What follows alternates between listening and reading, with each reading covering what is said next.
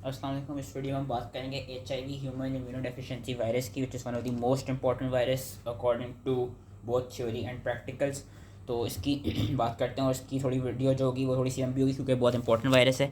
तो जो HIV है, HIV का हमें ये पता होना चाहिए कि कौन सी डिजीज़ कॉज कराता है। ये एड्स कॉज कराता है, which is known as acquired immunodeficiency syndrome. इसकी प्रॉपर्टीज़ क्या है कि human T cell lymphotropic retrovirus है ये। और ये प्रेफरेंशियली करता क्या है, ये जो किलर कह रहा हूँ, ये जो हेल्पर CD4 टी लिम्फोसाइट्स होते हैं उनको इन्फेक्ट करके उनको किल कर देता है, जिसकी वजह से हमारी जो सेल मीडिएटेड इम्यूनिटी होती है वो लॉस हो जाती है। ज़्यादातर प्रेफरेंशियली इन्हीं को क्या कहते हैं, किल करते हैं, जिसकी वजह से फिर जो होस्ट होता है it becomes predispose to the opportunistic infections के वो उसको बैक्टीरियल इन्फेक्शंस भी हो सकते हैं, वायरल भी, फंगल भी, प्रोटोजोल भी। और इसमें ये देखा जाता है कि ये जो प्रेफरेंशियली तो हेल्पर टी सेल्स को ये डिप्लीट करते हैं, लेकिन जिन जिन सेल्स के पास CD4 प्रोटीन होती है बेसिकली उन सेल्स को ये इन्फेक्ट और किल करते हैं। जिस तरह मैक्रोफेजेस और मोनोसाइट्स जो होते हैं उनको भी ये किल कर लेते हैं क्योंकि उनके पास भी CD4 होते हैं। अब इसमें ये चीज़ पता होना चाहिए, इसका स्ट्रक्चर इंपॉर्टेंट है, स्ट्रक्चर ऑस्पी के लिहाज से भी इंपॉर्टेंट है। जो इसका स्ट्रक्चर दिया हुआ है ये स्ट्रक्चर याद करना चाहिए आपको। स्ट्रक्चर का हमें ओवरऑल पता होना चाहिए। इसका जो एनवेलप है ग्लाइकोप्रोटीन से बना हुआ है, इसके अंदर किस तरह का जीनोम है, कौन सा कोर एंटीजन है और कौन सा कहते हैं एंजाइम प्रेजेंट है। तो बेसिकली इसके पास दो कहते हैं जो जीनोम है वो इंपॉर्टेंट है। इसके पास it consist of two identical molecules of single standard positive polarity RNA and it is set to be diploid, and इसके पास रिवर्स ट्रांसक्रिप्टेस प्रेजेंट होता है। उसके अलावा जो इसका एनवेलप होता है it contains virus specific glycoproteins, glycoprotein 120 and glycoprotein 41। And हम अभी आगे पढ़ेंगे जो इसकी लाइफ साइकिल है वो वेरी वेरी इंपॉर्टेंट है। और उससे रिलेटेड जो कुछ जीन्स हैं, जो उनका फंक्शन है और जो जिस प्रोटीन को इनकोड करती हैं उनका नाम याद रखना भी काफ़ी इंपॉर्टेंट है। तीन स्ट्रक्चरल जीन्स होती हैं, गैग, पॉल और एनफ, या GAGPOLENV, जिस तरह आप क्या कहते हैं बेटर इसको प्रोनाउंस करना चाहें जो बेहतर लगे आप लोगों को। तीन स्ट्रक्चरल जीन्स होती हैं, गैग, पॉल और ENV। उसके अलावा 6 रेगुलेटरी जीन्स होती हैं जिनमें से टैट और रैफ जो है वो रेप्लिकेशन के लिए इंपॉर्टेंट है।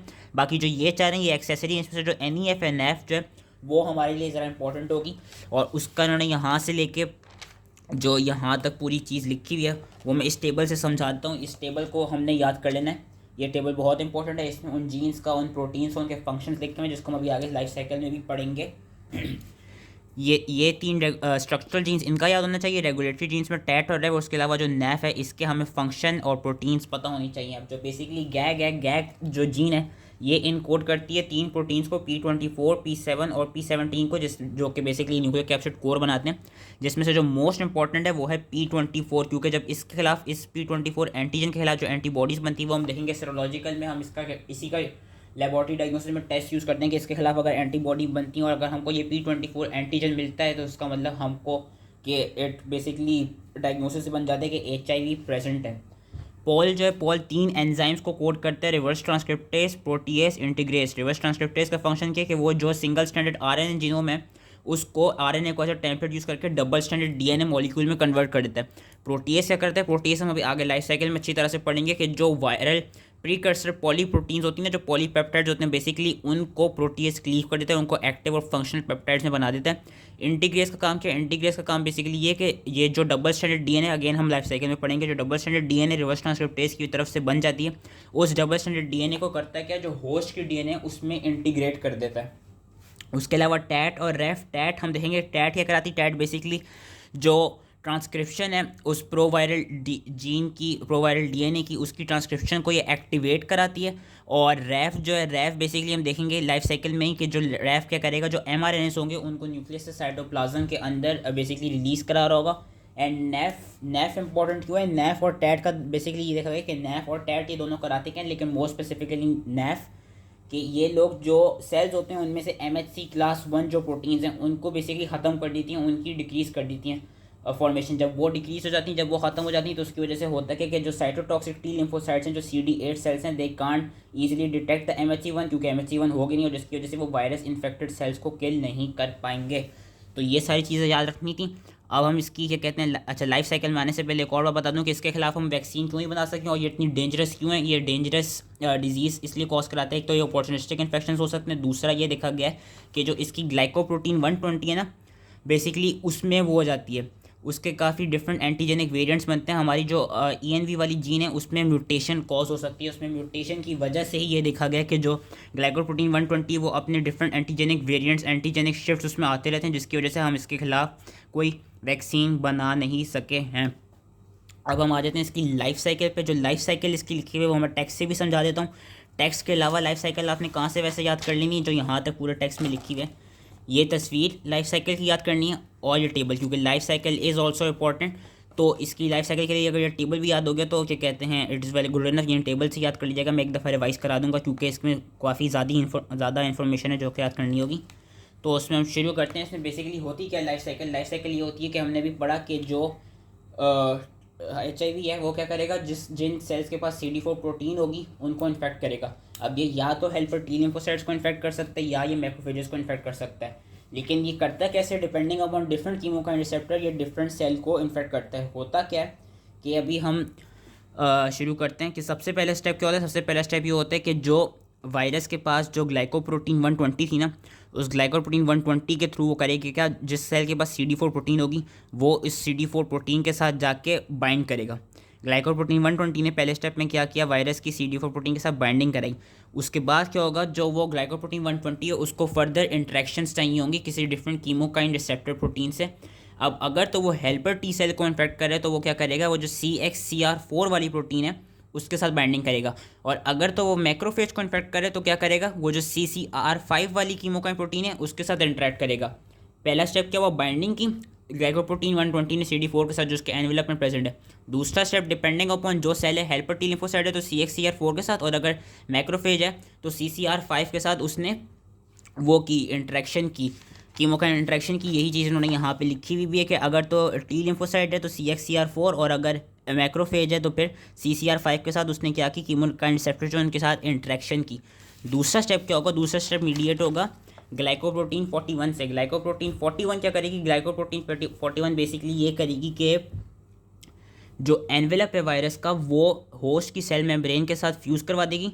और फ्यूज़ करवाने के बाद होगा क्या कि बेसिकली जब इसकी फ्यूजन हो जाएगी एनवेलप की होस्ट सेल मेम्ब्रेन के साथ, देन ये जो न्यूक्लियोकैप्सिड कोर है ना, which is containing reverse transcriptase which is containing the RNA genome, इसको साइटोप्लाज्म में ये रिलीज़ करा देगी। हम देख सकते हैं कि ग्लाइकोप्रोटीन 41 ने क्या किया, फ्यूजन की होस्ट सेल मेम्ब्रेन के साथ, और जो न्यूक्लियोकैप्सिड कोर था containing the genome and the reverse transcriptase उसको साइटोप्लाज्म में रिलीज़ कर दिया सेल की। ये चीज़ उन्होंने अगेन यहाँ पे लिखी हुई है कि जो ग्लाइकोप्रोटीन 41 है it mediates fusion of viral envelope with cell membrane and the virion core containing nucleocapsid RNA genome reverse transcriptase they enter the cytoplasm। Cytoplasm में क्या होता है, अब हमको इन जो जीन्स के फंक्शन है वो याद होने चाहिए। अब साइटोप्लाज्म में ये होगा कि सबसे पहले जो रिवर्स ट्रांसक्रिप्टेज है, रिवर्स ट्रांसक्रिप्टेज क्या करेगा, reverse transcriptase single standard DNA को सिंगल स्टैंडर्ड RNA को डबल स्टैंडर्ड DNA में कन्वर्ट कर देगा। अब इसके बाद क्या होगा, इसके बाद ये होगा कि ये जो डबल स्टैंडर्ड DNA जब बन गई तो ये न्यूक्लियस में जाके अब जो होस्ट की जो टी लिम्फोसाइट या मैक्रोफेज की जो होस्ट की DNA है उसके साथ जाके इंटीग्रेट करेगी। इंटीग्रेट कैसे करेगी ये double standard DNA, by the action of integrase. जब इंटीग्रेट हो जाएगी तो ये प्रो वायरल DNA बन जाएगी, क्योंकि होस्ट के DNA में वायरस के DNA एंटर हो गया, इंटीग्रेट हो गया। अब प्रो वायरल DNA की क्या होगी, ट्रांसक्रिप्शन होगी। ट्रांसक्रिप्शन कैसे होगी, एक तो होस्ट का RNA पॉलीमरेज कराएगा, दूसरा एक्टिवेट कैसे होगी ट्रांसक्रिप्शन, जो वायरस की टैट प्रोटीन थी, टैट बेसिकली ट्रांसक्रिप्शन को, वायरल ट्रांसक्रिप्शन को हमने यहाँ पढ़ा था, tat will activate the transcription of viral genes. उसकी वजह से क्या होगा, mRNAs बनेंगे। जब mRNA बन जाएंगे तो mRNA को न्यूक्लियस से साइटोप्लाज्म में आना होगा। वो कैसे आएंगे, वो ऐसे आएंगे by the action of raf protein. जो रैफ जीन है वो क्या करेगी, transport of late mRNAs from nucleus to cytoplasm. और साइटोप्लाज्म में जब ये ट्रांसपोर्ट हो जाएंगे देन इनकी ऑब्वियसली ट्रांसलेशन होगी। ट्रांसलेशन से कुछ पहले बनेंगी क्या, प्रीकर्सर पॉलीप्रोटीन्स बनेंगी। अब ये प्रीकर्सर पॉलीप्रोटीन्स कौन सी हो सकती हैं, ये गैग की पॉलीप्रोटीन्स हो सकती हैं, ये पॉल की पॉलीप्रोटीन्स हो सकती हैं। गैग की पॉलीप्रोटीन को क्या होगा, उनको क्या करेगा, अब उनको कुछ प्रोटीएजेस आके क्लीव करेंगे एक्टिव फॉर्म में। जो गैग वाली पॉलीप्रोटीन थी उसको जब प्रोटीएज आके क्लीव करेगा, ये क्लीवेज बाय प्रोटीएज, तो क्लीव करने के बाद जो गैग वाली पॉलीप्रोटीन है वो किस में कन्वर्ट होगी, वो किस में कन्वर्ट होगी, वो कन्वर्ट हो जाएगी P24 में, P17 में और सेवरल स्मॉलर प्रोटीन में। जो गैग पॉलीप्रोटीन है, जो पॉल पॉलीप्रोटीन है वो किस में क्लीव हो जाएगी, bye the action of protease, reverse transcriptase में, इंटीग्रेस में और प्रोटीएज में। और जो ENV एनवेलप वाली पॉलीप्रोटीन है वो किस में क्लीव होगी, ग्लाइकोप्रोटीन 16, क्योंकि जब ENV वाली पॉलीप्रोटीन बनती है तो असल में वो ग्लाइकोप्रोटीन 160 होती है, उसको फिर क्लीव करता है प्रोटीएस जो कि उसको ग्लाइकोप्रोटीन 41 और ग्लाइकोप्रोटीन 120 में कन्वर्ट कर देता है। जब ये क्लीवेज हो जाएगी प्रॉपर्ली, देन विरियन आपका सेल मेम्ब्रेन के साथ जाके बडिंग करेगा और फिर वो बाकी सारे जो सेल्स हैं उनको जाके इन्फेक्ट करने लग जाएगा। ये पूरी लाइफ साइकिल थी, ये पूरी हमने इस टेबल से याद कर लेनी है, यहाँ से और टेक्स्ट से याद कर लेती हैं। मैं इसको एक दफ़ा और रिवाइज करा देता हूँ क्योंकि इट इज़ इंपॉर्टेंट। तो हम शुरू करते हैं। लेट्स सपोज कर लेते हैं ये हेल्पर टी लिम्फोसाइट है जिसको इन्फेक्ट कर रहा है CD4। HIV आया, ग्लाइकोप्रोटीन पहला स्टेप, ग्लाइकोप्रोटीन 120 के थ्रू CD4 प्रोटीन के साथ जाके बाइंडिंग की। दूसरा स्टेप, उसने कीमोकाइन रिसेप्टर जो CXCR4 प्रेजेंट है उसके साथ इंट्रैक्शन की। तीसरा स्टेप, जो ग्लाइकोप्रोटीन 41 है उसने एनवेलप को होस्ट सेल मेम्ब्रेन के साथ फ्यूज़ करवाया और जो ये कोर है न्यूक्लियो कैप्सिड कोर हो गया, RNA जीनोम हो गया, रिवर्स ट्रांसक्रिप्टोज हो गया, उसको साइटोप्लाज्म में रिलीज़ कर दिया। कौन सा स्टेप था, आई फॉरगॉट। चौथा स्टेप, जो रिवर्स ट्रांसक्रिप्टेज होगा वो सिंगल स्टैंडर्ड RNA को डबल स्टैंडर्ड DNA में कन्वर्ट कर देगा। पांचवा स्टेप, अब ये जो DNA है ये न्यूक्लियस के अंदर जाके होस्ट की DNA के साथ इंटीग्रेट हो जाएगी बाय द एक्शन ऑफ इंटीग्रेस। छठा स्टेप, जो होस्ट की RNA पॉलीमरेज है और जो वायरल जीन्स की जो टैट है वो ट्रांसक्रिप्शन एक्टिवेट कराएगी जिससे हमारे पास mRNAs बनेंगी। सातवां स्टेप, जो mRNAs हैं वो with the action of raf protein nucleus से आ जाएंगी साइटोप्लाज्म में। आठवां स्टेप, यहाँ पे इनकी ट्रांसलेशन होगी और ये प्रीकर्सर पॉलीप्रोटीन्स बनाएंगी लाइक गैग की पॉलीप्रोटीन्स, पॉल की पॉलीप्रोटीन्स और ENV की ग्लाइकोप्रोटीन 160। और लास्ट स्टेप क्या होगा, जो प्रोटीएज होगा वो इन पॉलीप्रोटीन्स को क्लीव कर देगा, एक्टिव फॉर्म में गैग पॉलीप्रोटीन कन्वर्ट हो जाएंगी P24, P17, P7 में। ENV वाली कन्वर्ट हो जाएगी ग्लाइकोप्रोटीन 120 ग्लाइकोप्रोटीन 41 में, और पॉल वाली कन्वर्ट हो जाएंगी रिवर्स ट्रांसक्रिप्टेज, इंटीग्रेस और प्रोटीएस में, और फिर यहाँ से बडिंग के थ्रू ये डिफरेंट सेल्स को इन्फेक्ट करने लग जाएगा। दैट वाज इंपॉर्टेंट, ये चीज़ याद होनी चाहिए। इसके बाद क्या कहते हैं, इसकी आ जाती है ट्रांसमिशन इसकी since it is a sexually transmitted disease, most common जो उसका होता है सेक्सुअल कॉन्टैक्ट के थ्रू इसकी ट्रांसमिशन होती है। उसके अलावा इसकी ट्रांसमिशन कैसे हो सकती है, ब्लड के थ्रू हो सकती है, इन्फेक्टेड ब्लड के थ्रू, ब्लड ट्रांसफ्यूजन में प्रॉपर स्क्रीनिंग होनी चाहिए। बाकी पेरीनेटल ट्रांसमिशन भी हो सकती है इन्फेक्टेड मदर से नियोनेट को, इधर बाय द प्लासेंटा, बाय क्या कहते हैं वाया ब्रेस्ट मिल्क, और क्या कहते हैं इवन एट बर्थ। ये जो इसकी HIV है, HIV अच्छा ऐसे कैसे किस तरह ट्रांसमिशन होती है, या तो HIV इन्फेक्टेड सेल्स ट्रांसफ़र हो जाते हैं या फ्री HIV जो होते हैं वो आपका इन्फेक्ट कर लेता है। और ये तीन मोड्स हमें ट्रांसमिशन के याद रखने। मोस्ट इंपॉर्टेंट सेक्सुअल कॉन्टैक्ट के अलावा ब्लड के बाद फिर नियोनेट्स में भी हो सकती है from infected mother even through her breast milk, क्योंकि ये सेक्रीशंस के अंदर भी हमको मिलते हैं। पैथोजेनेसिस इसकी क्या है, पैथोजेनेसिस की इंपॉर्टेंट है। पैथोजेनेसिस की बेसिकली यही है कि मेन काम क्या करा रहा है, ये सेल मीडिएटेड इम्यूनिटी को सप्रेस कर रहा है by infecting and killing helper T cells and predisposes the host to various opportunistic infections, and कुछ कैंसर्स को भी वो होस्ट को प्रीडिस्पोज कर देता है लाइक कैपोसी सार्कोमा और lymphoma. I believe B non Hodgkin's lymphoma होता है जिसको ये प्रीडिस्पोज करता है। और इसमें होते जाते हैं कि CD4 की जो ज़्यादातर हेल्पर 17 वाला सबसेट है उसको ये प्राइमरीली किल करता है, जिससे म्यूकोजल इम्यूनिटी लॉस हो जाती है। और जब हेल्पर 17 किल हो जाएंगे तो हमने हेल्पर 17 का फंक्शन हमें पता है कि वो इंटरल्यूकिन 17 को रिलीज़ कराते हैं, वो न्यूट्रोफिल्स की वो कराते हैं, कीमोटैक्सिस करवाते हैं। जब ये होगा नहीं तो न्यूट्रोफिल्स आ नहीं पाएंगे, जब न्यूट्रोफिल्स नहीं आ पाएंगे तो उसकी वजह से हमारी क्या कहते हैं ब्लड में काफ़ी सारे बैक्टीरियल इन्फेक्शंस हो सकते हैं। और उसके अलावा ये भी देखा गया है कि it can also lead to bloodstream infections by bacteria in the normal flora of colon like E. coli। Brain में ये मोनोसाइट्स और मैक्रोफेजेस को भी इन्फेक्ट करते हैं। वो हमने पढ़ लिया था कि वो अपने CCR5 रिसेप्टर के थ्रू इन्फेक्ट कर देंगे, जिसकी वजह से ब्रेन में मल्टी न्यूक्लिएटेड जायंट सेल्स हमको मिलेंगे। और जो HIV इन्फेक्टेड सेल्स हैं उनकी डेथ कैसे होती है, उनकी डेथ होती है by the help of CD8 lymphocyte. CD8 lymphocyte जो भी वायरस इन्फेक्टेड सेल्स हैं उनको किल कर रहे होंगे। लेकिन मैंने क्या कहा था कि जो NAF और TAT जो प्रोटीन है वो याद रखने के वो कुछ सेल्स में से MHC1 प्रोटीन की वो करा देती है, सिंथेसिस को डिक्रीज करा देती है या ख़त्म करा देती है, जिसकी वजह से जो साइटोटॉक्सिक T सेल्स हैं वो किल नहीं कर पाते। लेकिन मेन जो पैथोजेनेसिस का पार्ट है ना वो ये है suppression of cell mediated immunity by killing the helper T lymphocytes. और ये किल किस तरह करती है हेल्पर T लिम्फोसाइट्स को, बाय इनिशिएटिंग ऑफ अपटोसिस। जो एक्टिवेशन होती है कैस्पेजेस की उनको बेसिकली कैस्पेजेस को एक्टिवेट करके अपटोसिस करा देता है। एंड दे कैन जो HIV इन्फेक्टेड सेल्स हैं they can also kill the adjacent bystander cells by the apoptosis induced by death ligand such as Fas ligand। इसके ये याद रखना है कि जो इन्फेक्टेड सेल्स हैं जो भी इन्फेक्टेड सेल्स होंगे they will continue to produce HIV। ज़्यादातर लिम्फोइड टिश्यूज़ में देखे जाते हैं, वो मेन साइट है जहाँ पे HIV का इन्फेक्शन हो रहा होता है।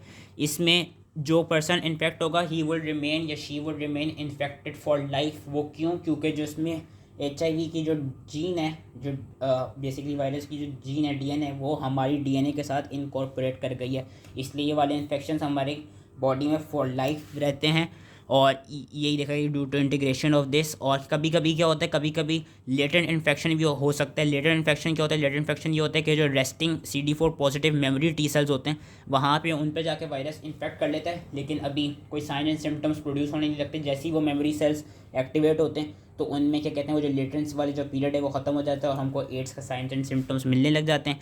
यही चीज़ उन्होंने क्या कहते हैं आगे बताई हुई, आई बिलीव कि silent latent infection in CD4 positive memory T cells can be activated and serve as continuing source of a virus। कुछ इंडिविजुअल्स तो ऐसे होते हैं जिनको हम इलाइट कंट्रोलर्स कहते हैं, उनमें ये देखा गया कि उनमें due to difference in HLA alleles, अगर उनमें वायरस इन्फेक्ट हो भी गया ना तो सही से HIV कॉज नहीं करा पाएगा, जो HIV कह रहा हूँ एड्स को सही से कॉज नहीं करा पाएगा, या हमको जो HIV है वो डिटेक्टेबल नहीं मिलेगा ब्लड में, उनकी CD4 काउंट्स भी नॉर्मल रहेंगी। एंड ये होता है क्योंकि उनकी जो HLA एलील्स हैं उनमें कोई म्यूटेशन या उनमें कोई डिफरेंट मैकेनिज्म हुए होते हैं जो कि इनको भी नहीं पता, जिसकी वजह से वो प्रोटेक्शन प्रोवाइड कर रहे होते हैं। कुछ इंडिविजुअल्स में ये भी देखा गया कि जो HIV की NAF जो जीन है उस पर म्यूटेशन आ जाए, और जब NAF जीन में म्यूटेशन आ जाएगी तो उसकी वजह से होता क्या है कि जो वायरस का जो NAF प्रोटीन का फंक्शन था वो हो नहीं पाएगा, MHC1 ख़त्म नहीं हो पाएगी। जब MHC1 ख़त्म नहीं हो पाएगी तो जो साइटोटॉक्सिक T लिम्फोसाइट्स हैं वो इजीली वायरस इन्फेक्टेड सेल्स को किल कर सकते हैं। एंड कुछ इंडिविजुअल्स जिनको हम लॉन्ग टर्म नॉन प्रोग्रेसर्स कहते हैं, उनमें देखा गया कि वो large amount of alpha defensin secrete कर रहे होते हैं। अल्फा डिफेंसिन का काम क्या है? अल्फा डिफेंसिन के पास एंटी बैक्टीरियल और साथ में एंटी वायरल एक्टिविटी होती है, and they interfere with HIV binding to the CXCR4 receptor and they block the entry of virus into the cells. Main immune response क्या? मेन इम्यून रिस्पॉन्स हमें पता है CD8 T lymphocytes का है, क्योंकि वो जो भी वायरस इन्फेक्टेड सेल्स को देखेंगे उनको किल कर देंगे।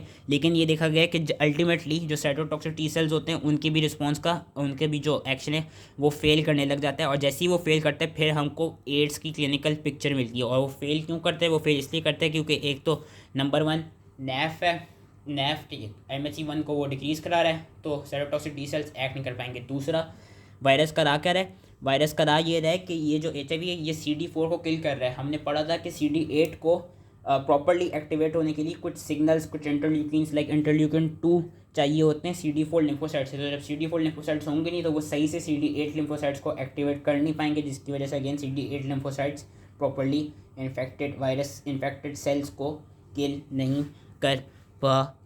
और इनका क्या कहते हैं, ये देखा गया कि हमारी बॉडी में जो एंटीबॉडीज़ प्रोड्यूस होती हैं वो यूजली P24 के खिलाफ प्रोड्यूस होती हैं। उसके अलावा ग्लाइकोप्रोटीन 120 और 41 जो एनवेलप की प्रोटीन्स हैं उनके खिलाफ भी प्रोड्यूस होती हैं।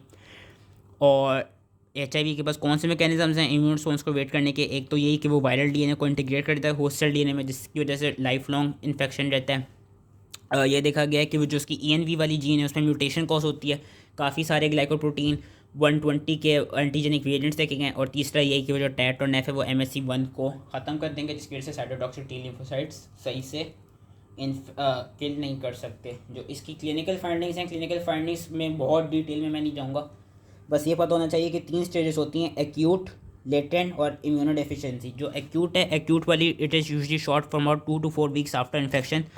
उसमें देखा जाता है कि शुरू में fever, lethargy, sore throat, generalise lymphadenopathy होगी, मैकुलर पेपर रैश होगा, ट्रंक, आर्म्स, लेग्स में ल्यूकोपीनिया हो जाएगा, जो CD4 सेल्स होंगे वो यूजली नॉर्मल लेंगे, हाई लेवल ऑफ वायरीमिया होगा।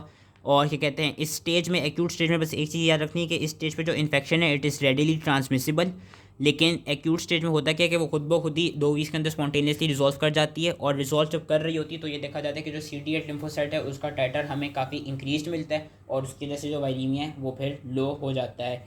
एक्यूट स्टेज में इतना नहीं होता। एक्यूट स्टेज का ये है कि अगर कोई पर्सन हो जिसमें ज़्यादा फैक्टर, हाई रिस्क फैक्टर्स हों, या कोई ऐसी वजह हो जिसकी वजह से उसका इम्यून सिस्टम सही से एक्ट ना कर पाए, देन हमको ज़रा डेथली साइंस एंड सिम्टम्स मिलते हैं या डेंजरस साइंस एंड सिम्टम्स मिलते हैं। वरना इतना एक्यूट मतलब आगे यही कि इतना ज़्यादा डिटेल में नहीं जाऊँगा, अगर ये पूरी चीज़ ना भी पड़ी जाए तो कोई बात नहीं।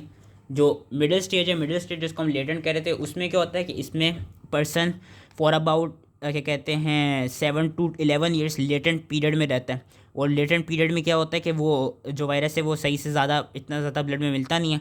पेशेंट एसिम्प्टोमेटिक होते हैं, जो वेरीमिया होता है इट इज़ काफ़ी लो और एब्सेंट, लेकिन large amount of HIV are being produced by lymph node cells but they remain sequestered within those lymph node sales.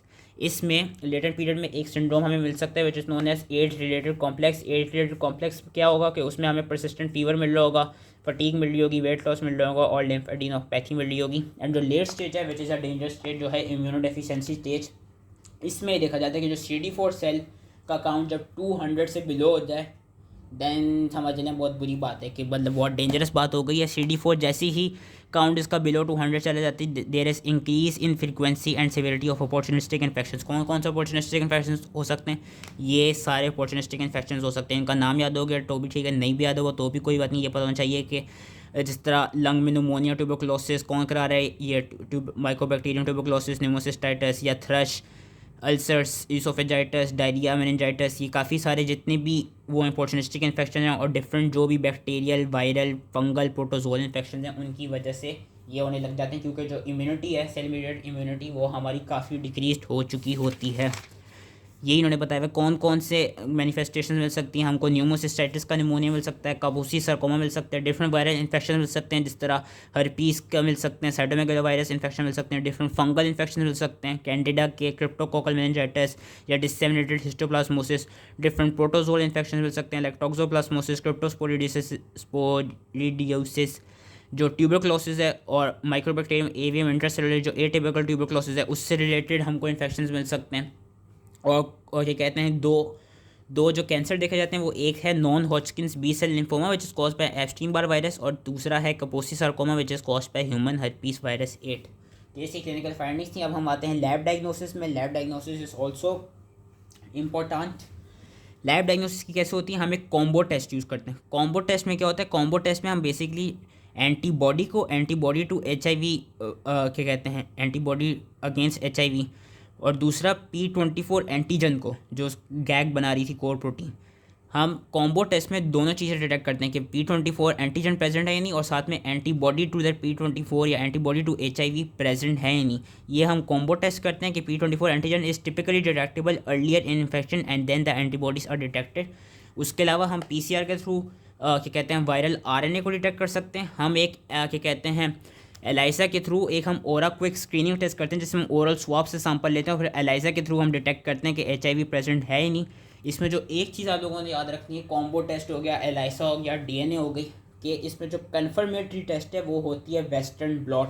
Western blot के थ्रू हम कंफर्म करते हैं कि HIV का डायग्नोसिस है या नहीं है। तो ये चीज़ एक याद रखनी थी लैब डायग्नोसिस में। उसके अलावा हम वायरल लोड डिटेक्ट करते हैं। You should know what is viral load. Viral load is the amount of क्या कहते हैं virus RNA present in the 1 millilitre of blood.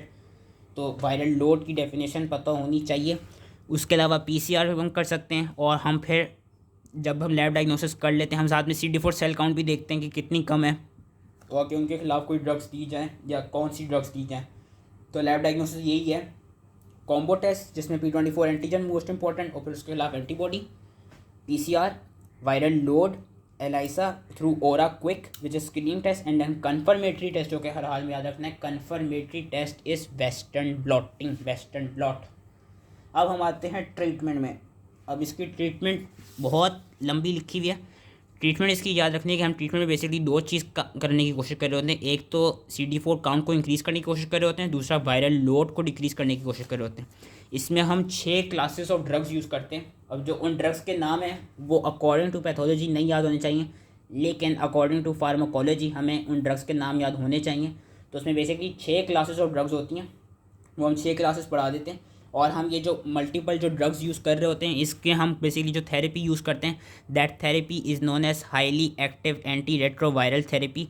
हम कभी भी एक ड्रग नहीं देते, हम मल्टीपल एंटी रेट्रोवायरल ड्रग्स दे रहे होते हैं, जिसके थ्रू हम बेसिकली क्या करा रहे होते हैं, हम HIV के वायरल लोड को कम कर रहे होते हैं, और जो CD4 सेल्स हैं हम उनको बढ़ाने की कोशिश कर रहे होते हैं। और हम ये क्या कहते हैं देखेंगे किस तरह एसेस करेंगे कौन सी ड्रग देनी है। एक तो हम देखेंगे कि पहले CD4 सेल्स हैं कितने, वायरल लोड है कितना, किसी ड्रग के खिलाफ रेजिस्टेंस तो नहीं है, पेशेंट प्रेग्नेंट तो नहीं है, या पेशेंट को इन्फेक्टेड तो नहीं है हेपेटाइटिस B और C वायरस के साथ। वो इंपॉर्टेंट क्यों है वो मैं जब इन्फ्लेमेटरी रिकॉन्स्टिट्यूशन सिंड्रोम पढ़ाऊंगा देन बता दूंगा। इवन तो हमने हेपेटाइटिस B और C की वीडियो में भी पढ़ा था कि इन्फ्लेमेटरी रिकॉन्स्टिट्यूशन सिंड्रोम होता क्या है, लेकिन हम ये सारे फैक्टर्स देखते हैं। अब इसमें से जो आपने मोस्ट इंपॉर्टेंट याद रखनी है वो ये है कि highly active anti retroviral therapy use करते हैं। 6 क्लासेस कौन सी हैं? एक तो है न्यूक्लियोसाइड रिवर्स ट्रांसक्रिप्टेज इनहिबिटर, इनके नाम याद रख लेने। एक है non nucleoside reverse transcriptase inhibitor, एक है nucleotide reverse transcriptase inhibitor, protease inhibitor, entry inhibitor and integrase inhibitor. ये मैं फिर से रिपीट करता हूँ, 6 क्लासेस हैं, इनको याद रख लेना है। Nucleoside reverse transcriptase inhibitor, non nucleoside reverse transcriptase inhibitor, nucleotide reverse transcriptase inhibitor, protease inhibitor, entry inhibitor और इंटीग्रेस इनहिबिटर। अब जो न्यूक्लियोसाइड इनहिबिटर्स हैं, न्यूक्लियोसाइड रिवर्स ट्रांसक्रिप्टेज इनहिबिटर, उसमें हमारे पास आ जाते हैं डाइडेनोसिन, स्टावुडीन, लेमिविडीन, क्या कहते हैं एम्ट्रिसिटाबीन और जाइडोविडीन। जाइडोविडीन मुझे नहीं पता, यहाँ पे कोई लिखा हुआ है। जाइडोविडीन भी न्यूक्लियोसाइड रिवर्स ट्रांसक्रिप्टेज इनहिबिटर में आता है। इसके हमको पूरी डिटेल में पढ़ने की ज़रूरत नहीं है, हमको 2-3 नाम याद रखने हैं। फार्माकोलॉजी के लिहाज से भी आई बिलीव 2-3 नाम ही अगर याद रखें तो बहुत है। एबासावेर, डाइडेनोसिन, एम्ट्रिसिटाबीन याद रखने हैं। इसमें मैं बता देता हूँ कि इंपॉर्टेंट कौन सी चीज़ है जिसका नाम याद रख लेना है। एम्ट्रिसिटाबीन का नाम याद रखना है। एम्ट्रिसिटाबीन का नाम याद इसलिए रखना है क्योंकि एम्ट्रिसिटाबीन यूजली हम हार्ट में जो highly active anti retroviral therapy है उसमें हम इसको यूज़ कर रहे होते हैं। और जाइडोविडीन का नाम याद रख लेना है क्योंकि जाइडोविडीन के खिलाफ ये देखा गया है कि जाइडोविडीन के एक तो कुछ एडवर्स इफेक्ट्स भी ज़रा डेंजरस होते हैं कि they can limit the suppression of bone marrow which leads to anaemia, neutropenia. दूसरा ये देखा गया कि जो जाइडोविडीन है it is used in pre exposure prophylaxis, जो कि हम प्रिवेंशन में पढ़ेंगे। प्री एक्सपोजर प्रोफाइलेक्सिस में जाइडोविडीन दिया जाता है to prevent the vertical transmission from mother to the foetus.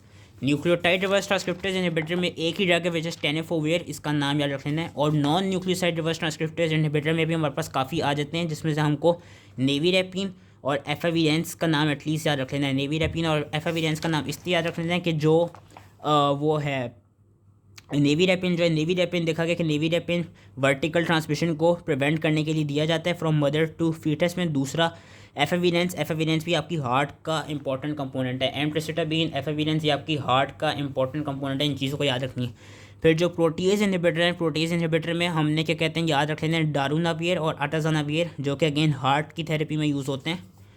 Proteases inhibitor यहाँ पे दिए हुए हैं, इसमें दारुनाविर और अटाजानाविर याद रख लेना है कि जो हार्ट की थेरेपी में हम यूज़ कर रहे हैं। और इससे रिलेटेड एक एडवर्स इफेक्ट याद रखना है कि प्रोटीज इनहिबिटर से देखा गया कि वो एक इस तरह की कैरेक्टरिस्टिक फाइंडिंग देती हैं कि there is a adverse effect कि इसमें हमको एबनॉर्मल फैट डिपोजिशन मिलती है at the back of the neck, जिसको हम कहते हैं बफेलो हम्प। ये इससे रिलेटेड एडवर्स इफेक्ट है जो कि याद रखना है, जो कि हमको प्रोटीज इनहिबिटर से थ्रू मिलता है।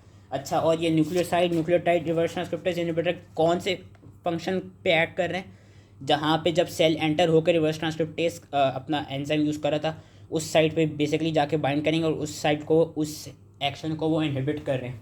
प्रोटीएज इनहिबिटर क्या कर रहा है? जब हमने देखा था कि वायरल पॉलीप्रोटीन्स बनी थी फिर वो प्रोटीएज से क्लीव हो रही थी, तो प्रोटीएज इनहिबिटर बेसिकली उस स्टेप पे जाके प्रोटीएज को इनहिबिट करेंगे। अब हम आ जाते हैं एंट्री इनहिबिटर। एंट्री इनहिबिटर में हमारे पास कौन से? एंट्री इनहिबिटर में हमारे पास 4 हैं, एनफ्यूवर्टाइड, माराविडॉक, फॉस्टिमसावेर और आइबेलिजुमैब। एनफ्यूवर्टाइड याद रखना है कि जो एनफ्यूवर्टाइड है ये है आपका फ्यूजन इनहिबिटर। फ्यूजन इनहिबिटर कौन करा रहा था? फ्यूजन कौन करा रहा था? वायरस की हमारे होस्ट सेल के साथ फ्यूजन करा रहा था ग्लाइकोप्रोटीन 41। तो ये बेसिकली ग्लाइकोप्रोटीन 41 को एनफ्यूवर्टाइड इनहिबिट करता है। और जो माराविडॉक है, माराविडॉक का याद रखना है कि maraviroc it basically blocks the binding of glycoprotein 120 to the क्या कहते हैं टू CCR5। माराविडॉक का ये याद रखना है कि ये जो ग्लाइकोप्रोटीन 120 है इसको CCR5 के साथ ब्लॉक कर रही होती है, वेरस जो एनफ्यूवर्टाइड है वो फ्यूजन इनहिबिटर है, वो जो ग्लाइकोप्रोटीन 41 से मीडिएट हो रही थी उसका इनहिबिटर है। एंड लास्टली हमारे पास आ जाते हैं इंटीग्रेस इनहिबिटर। इंटीग्रेस इनहिबिटर में आपने क्या कहते हैं याद रखना है डोलिटिग्राविर और एलविटिग्राविर। ये इसलिए याद रखने हैं क्योंकि ये भी हमारे हार्ट की जो थेरेपी है, हार्ट की थेरेपी में ये यूज़ होते हैं। तो ये कुछ 2-3 ड्रग्स हैं जिनके नाम एटलीस्ट हर क्लास से 2-3 ड्रग्स के नाम याद रख लेने हैं। यहाँ से पढ़ना है, अगर पूरा पैराग्राफ ना भी पढ़ा जाए कोई मसला नहीं, बस के टेबल में से क्लासेस पता होने चाहिए और 2-3 नाम याद रख लेने हैं। आगे हम आ जाते हैं इससे रिलेटेड। अच्छा, आगे हम प्रिवेंशन से पहले पढ़ते हैं इम्यून रिकॉन्स्टिट्यूशन इन्फ्लेमेटरी सिंड्रोम। ये क्या होता है? बेसिकली हमने हेपेटाइटिस बी और सी में भी पढ़ा था। ये बेसिकली ये होता है कि जब आप हार्ट करा रहे होते हैं highly active anti retroviral therapy, तो आप पहले ये देखेंगे कि बंदा को इन्फेक्टेड तो नहीं है HIV और हेपेटाइटिस बी या हेपेटाइटिस सी या ट्यूबरकुलोसिस और different micro organism like Cryptococcus toxoplasma के साथ को इन्फेक्टेड तो नहीं है। क्योंकि अगर वो को इन्फेक्टेड होगा ना तो हार्ट की थेरेपी क्या करेगी? हमने क्या कहा था ट्रीटमेंट में, क्या कर रहे हैं हम CD4 सेल्स को बढ़ा रहे हैं और वायरीमिया को लो कर रहे हैं। जब CD4 सेल्स बढ़ेंगे तो उनके बढ़ने से क्या होगा? उनके बढ़ने से ये होगा कि वो नो डाउट HIV को तो ट्रीट कर देंगे, लेकिन वो फिर आगे जाके हेपेटाइटिस बी और हेपेटाइटिस सी के जो एडवर्स इफेक्ट्स हैं उनको फर्दर एक्सेस, और जो ट्यूबरक्लोसिस के एडवर्स इफेक्ट हैं उनको फर्दर एक्सेसरबेट कर देंगे। इसलिए हम हार्ट में पहले क्या कहते हैं, हार्ट से रिलेटेड एक एडवर्स इफेक्ट यही है कि इम्यून रिकॉन्स्टिट्यूशन इन्फ्लेमेटरी सिंड्रोम देखा जाता है। इसलिए हम पहले ये करते हैं कि अगर कोई बंदा को इन्फेक्टेड है भी तो उसका जो जिस चीज़ के साथ भी वो को इन्फेक्टेड है उसको पहले ट्रीट किया जाए, देन HIV को ट्रीट करने आया जाए। प्रिवेंशन अपना देते हैं। प्रिवेंशन कैसे होती है? प्रिवेंशन एक तो वही सेक्सुअली ट्रांसमिटेड है तो कॉन्डोम्स यूज़ किए जाएँ, ब्लड्स को सही से स्क्रीनिंग की जाए, नीडल्स को ड्रग यूजेस में शेयर नहीं किया जाए, और जो भी डोनेटेड ब्लड हो जिसमें लगे कि इसमें है प्रेजेंट तो उस डोनेटेड ब्लड को डिस्कार्ड कर दिया जाए। उसके अलावा दो इंपॉर्टेंट चीज़ें आती हैं, प्री एक्सपोजर प्रोफाइलेक्सिस और post exposure prophylaxis. Post exposure prophylaxis यानी एक्सपोजर होने के बाद जो प्रोफाइलेक्टिकली दिए जाते हैं, जिसमें हमारे पास कौन सी ड्रग्स आती हैं, टेनेफोवेर, एम्ट्रिसिटाबीन और डोलूटिग्राविर। इसका याद रखना है, ये 3 ड्रग्स हम दे रहे हैं पोस्ट एक्सपोजर प्रोफाइलेक्सिस में। कौन से पेशेंट्स होते हैं पोस्ट एक्सपोजर प्रोफाइलेक्सिस के? वो पेशेंट्स जो कि जिनको नीडल स्टिक इंजरी होगी हो या जो कि high risk non occupational exposure में हो, उनको हम ये 3 ड्रग्स देते हैं। ये 3 ड्रग्स एटलीस्ट याद रखने होंगे पोस्ट एक्सपोजर प्रोफाइलेक्सिस के लिए। और प्री एक्सपोजर प्रोफाइलेक्सिस में अपने एक ड्रग का नाम याद रखना है, that is Truvada. Pre exposure prophylaxis हम किसको दे सकते हैं? हम उन मदर्स को दे सकते हैं जो कि अभी क्या कहते हैं बेसिकली जो क्या कहते हैं जो कि बर्थ देने वाली हैं, उन मदर्स को दे सकते हैं कि प्री एक्सपोजर प्रोफाइलेक्सिस के देर से हाई चांस के एक्सपोजर हो जाए, तो इसलिए प्रोफाइलेक्टिकली हम कुछ ड्रग्स देते हैं जिसमें आपको ट्रूवाडा का नाम याद रखना है। उसके अलावा हम कौन कौन सी प्रिवेंशन टेक्निक्स यूज़ कर सकते हैं कि anti retroviral therapy should be given to वही HIV infected mothers and neonates. उसके अलावा जिन मदर्स में हो ज़्यादा चांस कि HIV बहुत ज़्यादा है तो उनमें सिजेरियन सेक्शन के थ्रू डिलीवरी करा दी जाए। और अगर एड्स अपनी इम्यूनोडेफिशिएंसी वाले पार्ट में आ गया है, बैक्टीरियल वायरल फंगल इन्फेक्शन हो गए, तो उससे रिलेटेड कुछ एंटीबायोटिक्स दे दी जाए, लाइक ट्राइमेथोप्रिन, सल्फामेथोक्सोजोल, न्यूमोसिस को ट्रीट करने के लिए फ्लूकोनाजोल, क्रिप्टोकोकल मेनिंजाइटिस को ट्रीट करने के लिए गैंसिक्लोविर, साइटोमेगालोवायरस को क्लोट्रिमाजोल, कैंडिडा अल्बाइकस को ट्रीट करने के लिए। So that was all related to HIV। I know it's was a long video but it is a important topic. इसमें आपने लाइफ साइकिल को सही से गोल के पी लेना, याद रख लेनी है, और जो इसकी लैब डायग्नोसिस है वो, ट्रीटमेंट में क्लासेस ऑफ ड्रग्स, और उसके अलावा प्रिवेंशन में प्री एक्सपोजर और पोस्ट एक्सपोजर प्रोफाइलेक्सिस का पता होना चाहिए, और ये जो जीन्स हैं इनका और स्ट्रक्चर पता होना चाहिए। सो that was it. I hope इसकी समझ में आ गया, और थैंक यू।